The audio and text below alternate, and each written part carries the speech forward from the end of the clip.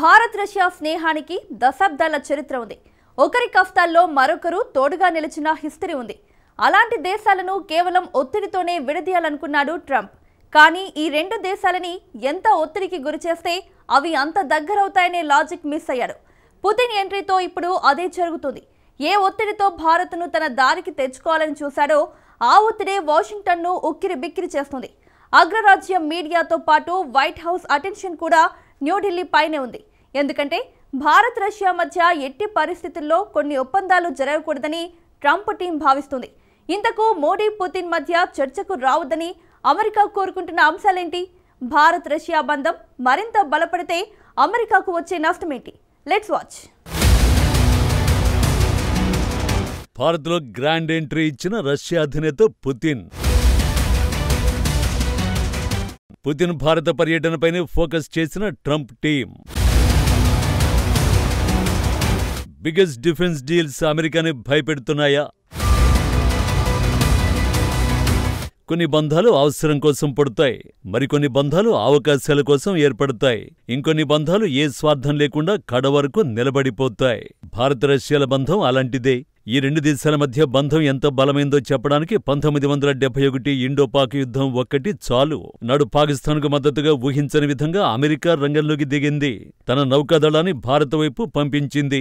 Cut చేస్తే Russia యాక్షన్లోకి దిగింది. భారత్ జోలికొస్తే తాట తీస్తామంటూ యుద్ధ నౌకలు, సబ్మెరైన్లు పంపి మిత్రదేశానికి కొండంత అండగా నిలిచింది. అంతేకాదు, తాను లేకపోతే మళ్లీ ఎక్కడ భారత్పై దాడి చేస్తారో అన్న అనుమానంతో చాలా కాలం యుద్ధ నౌకల్ని ఇక్కడే ఉంచింది. నాడు పాకిస్తాన్ ఘోరంగా ఓటమిని అంగీకరించాల్సి వచ్చిందంటే దానికి ఏకైక రీజన్ సోవియట్ అడ్డంగా నిలబడిపోవడమే. నాటి నుంచే అమెరికాకు భారత రష్యా బంధం అంటే నచ్చదు. ఏదో రకంగా ఈ రెండు దేశాలను వేరు చేయాలని అది పన్నని కుట్ర అంటూ లేదు. నిజమేంటంటే అమెరికా కుట్రలు చేసిన ప్రతిసారి భారత రష్యా బాండింగ్ మరింత బలపడుతూ వచ్చింది. ఇప్పుడు కూడా అదే జరుగుతోంది.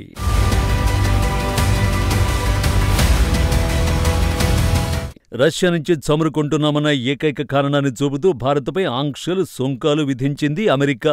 మరే దేశమైనా అయితే పెద్దన్నతో పంచేది ఎందుకని భయపడి రష్యాకు దూరం జరిగేది. కానీ భారత్ అలా కాదు. స్నేహితుడు కష్టాల్లో ఉన్నప్పుడు ఆర్థికంగా అయినా అండగా నిలవాలని అనుకుంది.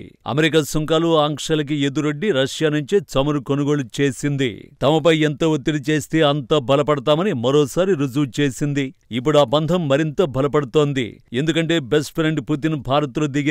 ఈ పర్యటనే ఇరు దేశాల బంధాన్ని 1000 మంది ట్రంప్లు వచ్చినా విడదీయలేనంత బలంగా మార్చబోతోంది. అందుకే వాషింగ్టన్ అటెన్షన్ మొత్తం న్యూఢిల్లీపై పడింది. పుతిన్ భారత్లో ఉండే చివరి నిమిషం వరకు ఇతర కార్యకలాపాల్ని పక్కన పెట్టి మరీ పర్యవేక్షించబోతోంది.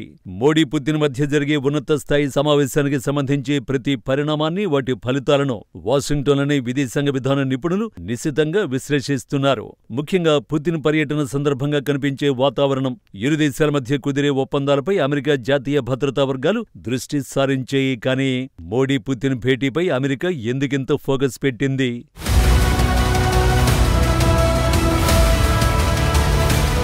భారత్లో దిగిన పుతిన్ బృందంలో రష్యా ఇంధన రంగం, రక్షణ రంగంలోని టాప్ సంస్థల చీఫ్ ఎగ్జిక్యూటివ్లు కూడా ఉన్నారు. ముఖ్యంగా ఆంక్షలు ఎదుర్కొంటున్న రష్యా ఇంధన దిగ్గజాలైన రోజ్నెఫ్ట్, గాజ్ప్రామ్ నెఫ్ట్ అధిపతులు కూడా పుతిన్తో పాటు భారత్ వచ్చారు. రష్యా తరఫున ఆయుధ ఎగుమతి సంస్థ రోసోబోరోనెక్స్పోర్ట్, ప్రభుత్వ రుణదాత స్పర్ బ్యాంక్ ముఖ్య కార్యనిర్వహణాధికారులు కూడా భారత్ వచ్చిన బృందంలో ఉన్నారు. పశ్చిమ దేశాల ఆంక్షల కారణంగా తమ చమురు కార్యకలాపాల కోసం కీలకమైన విడిభాగాలు, సాంకేతిక పరికరాలను భద్రపరుచుకోవడంలో భారత్ మద్దతు కోరే అవకాశం ఉంది. పుతిన్ కంటే ముందే రష్యా డిఫెన్స్ మినిస్టర్ భారత్లో దిగారు. అయితే అమెరికా ఆందోళనలు ఇవి మాత్రమే కాదు. భారత్ రష్యా మధ్య జరిగే రక్షణ ఒప్పందాలు కూడా. పుతిన్ పర్యటనలో SU-57 యుద్ధ విమానాలు, S-500 రక్షణ వ్యవస్థలతో పాటు reciprocal exchange of logistic support పైన నిర్ణయం తీసుకోబోతున్నారు. వీటిలో మొదటి రెండింటితో అమెరికాకు వచ్చిన చిక్కేం లేదు. మూడోదైన reciprocal exchange of logistic support డీల్తోనే వాషింగ్టన్ కు చిక్కంతా. పుతిన్ భారత్లో దిగక ముందే Russia parliament reciprocal exchange of logistic support ఒప్పందాన్ని ఆమోదించింది. ఫిబ్రవరి 18, 2025న రెండు దేశాల మధ్య ఈ ఒప్పందం మీద సంతకాలు జరిగాయి. మోడీ పుతిన్ సమావేశంలో ఒప్పందం అమలుపైనే చర్చిస్తారు. సైన్యం, యుద్ధ నౌకలు, విమానాల మధ్య లాజిస్టిక్ సపోర్టును ఈ ఒప్పందం సులభతరం చేస్తుంది. ఇది అమెరికా, ఫ్రాన్స్ వంటి దేశాలతో భారత్ ఇప్పటికే కలిగి ఉన్న ఒప్పందాల లాంటిదే.